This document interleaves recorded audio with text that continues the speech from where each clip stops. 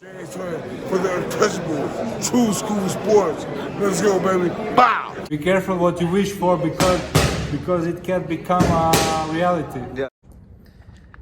The untouchable True School Sports Empire proudly presents something the boxing game's been missing. Hey, what's going on? It's your boy BT, and I came here to talk some boxing with the thousands of True School Sports subscribers. All right, so I wanted to come here and just give some thoughts on Devin Haney. It's been a while since I talked about Devin Haney. You know, I'm not really I don't hate Devin Haney, and I don't really like Devin Haney. I'm kind of indifferent towards Devin Haney, which is good because a lot of us need to think about Devin Haney's career with a very clear mind. I know on YouTube and on Twitter and social media, there's a lot of Devin Haney dick riders. So anytime you don't say anything overly favorable about Devin Haney, people get in their feelings about it. And it's the same with any fighter, you know, and, with the popular fan base in boxing. Like, it's the same thing with Inoue and Canelo and Crawford and Boots and whoever else the case may be. You know, a lot of boxing fans don't like boxing like they think. They're more into like the idol worship of another fighter, and they live vicariously through the fighter, which, you know, to each their own. But basically, look, so Devin Haney came out with a tweet recently, and he was asked by a fan why he hasn't been fighting. And Devin Haney, as you guys saw in the beginning of the video, stated, and I quote, "I haven't been fighting because these bitch-ass promoters are fucking the game up." Those are Devin Haney's words, not Brendan Taylor and True School Sports' words. Those are Devin Haney's words. Now, I find that quite hilarious coming from Devin Haney. Very hilarious coming from Devin Haney, because the boxing promoters weren't fucking the game up when you were getting paid $3 million to fight an older Jorge Linares. The boxing promoters weren't fucking the game up when, you know, you got 2 paydays to fight George Kambosos in Australia for undisputed in a pretty favorable matchup. You know, the boxing promoters have actually been very good to Devin Haney because his dad is a smart, shrewd business manager and a boxing manager.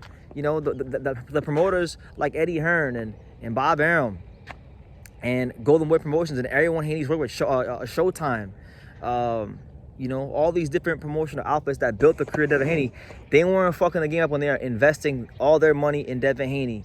And Devin Haney, like I like Devin, he's cool, but like Devin is not no pay-per-view star. That's why they didn't meet the threshold for their back-end money for pay-per-view buys, according to Oscar.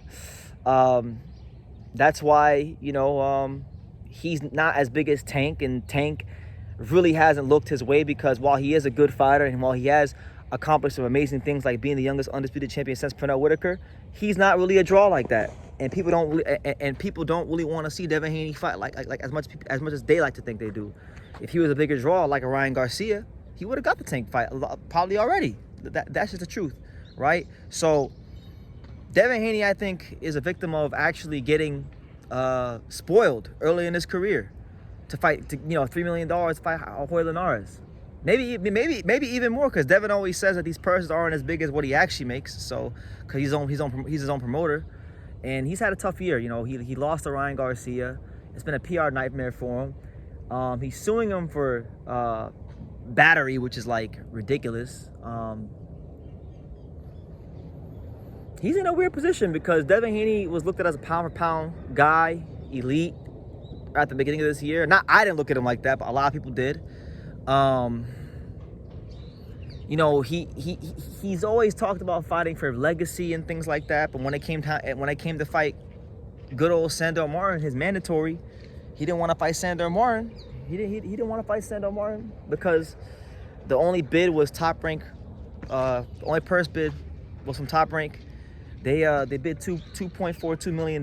So Devin would have got paid roughly around $1.6 or $1.7 million.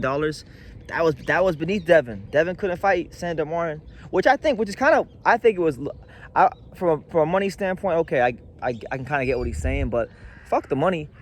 It would have been great to get in there with Sandor Martin because Devin, that's a good opponent for Devin Haney coming off of the ass beating he took from Ryan Garcia. Like, Sandor Martin Sandor Martin is not a big puncher.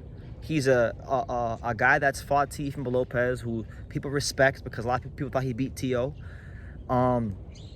I think it would have been good for Devin to fight a guy like Sandor Martin, but instead of fighting Sandor Martin, he's just, since April, done nothing. And, Devin Haney, he's one of these fighters. It's been documented. I'm not saying anything that you can't Google up or research yourself. Devin Haney was a weight bully, probably more than anybody in boxing. When he fought Regis Prograis, he rehydrated to like 165 or something like that, or close to 170. He's a guy that should have been fighting at a higher weight class. And the first time, one of the first times he fights a guy who's young and close to his size and somewhat in his prime, he goes ahead and he gets beat up by Ryan Garcia. So it's like, I think he's got some questions he's got to answer in 2025. Now, what I can say is, I think, this is my opinion. It's only my opinion.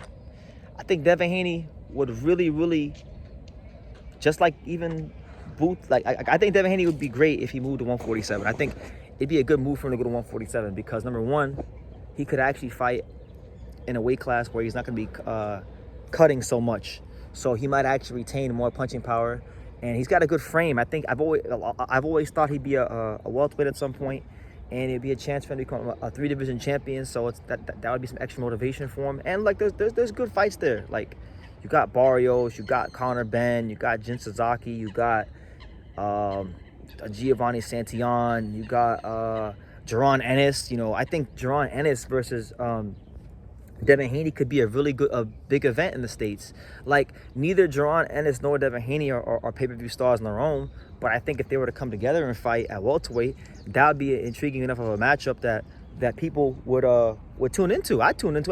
If Devin Haney announced today he was fighting Jaron Ennis at welterweight, I'd be over the moon. I think that'd be very exciting. That'd be something worth getting excited about for both their careers in boxing. So, I think Devin Haney, the welterweight, if we're talking about how do we get people excited about Devin Haney's career again, and how do we get Devin Haney back on track, I think if he's not going to be at 140, if he's not going to try to look for those fights against Richardson Hitchens, Teofimo Lopez, if he's not going to fight like a guy like Sandor Martin to get his feet back wet and see how his his chin is at 140, then I think the best move would be to go to 147, where he'll be filled out, where you can go and maybe fight a guy like Jaron Ennis, or at least, if not Boots Ennis, at least go fight like a Stanionis, a Barrios, whomever. Become a 3-division champion and get that confidence back, get that swagger back. Because if you look at Devin Haney in his interviews, if you look at him when he talks these days, you can tell that he may say he's still undefeated. He may say that, he may say that he's undefeated, which he is on paper. And he may say all that stuff, but you can tell Ryan Garcia beat some confidence out of him. So he needs to get some of it back. And I think the best way to get it back is to be in a weight class where you're not going to be weight drained, where there's interesting fights, where there's a chance for you to become a champion and add more to your boxing accomplishments. And yeah, so I just think, really and truthfully, I think Devin Haney is a little entitled. I think basically Devin Haney, it's not only promoters why he's not fighting. I think, I think people should do this in life. I'm a believer in, you should always try to get the most you can out of whatever you're doing in life, money-wise, because if you don't know your worth, then nobody's going to know it for you, right? So I understand why Bill Haney and him aren't fighting, but I do think they are overestimating his market value. I don't think he's as big of a star as they think he is. But he's a fantastic fighter, and he's accomplished some great things in boxing, and I would like to see him go to welterweight in 2025. So those are just my thoughts on Devin Haney's career and his little tweet about bitch-ass promoters fucking the game up, when the bitch-ass promoters have been cutting him checks left and right. And I've been to Devin Haney fights. I've been to fights I went to the Linares fight. I've seen Devin against JoJo. And these arenas wasn't sold out to max capacity. There were some good crowds. They sold some tickets. I'm not gonna hate and say he didn't sell some tickets, but it wasn't like they filled out the whole MGM Grand when he fought Jojo Diaz. It wasn't like, he filled out the entire Mandalay Bay when he fought Linares. There were some empty seats and probably a couple comp tickets. It wasn't like a tank fight. So yeah, but those just my honest thoughts. Shout out to Bill Haney. I love Bill Haney, and I hope I want to see Devin Haney go to welterweight in 2025. So leave your comments down below. Make sure you guys take the time to subscribe. And like I say in every single one of these videos, you can love me or you can hate me, but I'm just a kid from Dania. So until next time, take care, guys. Thank you for watching another video on the untouchable True School Sports Empire. For more great boxing content just like this, make sure you guys click right over here. Keep watching my boy BT put on the best interviews out here.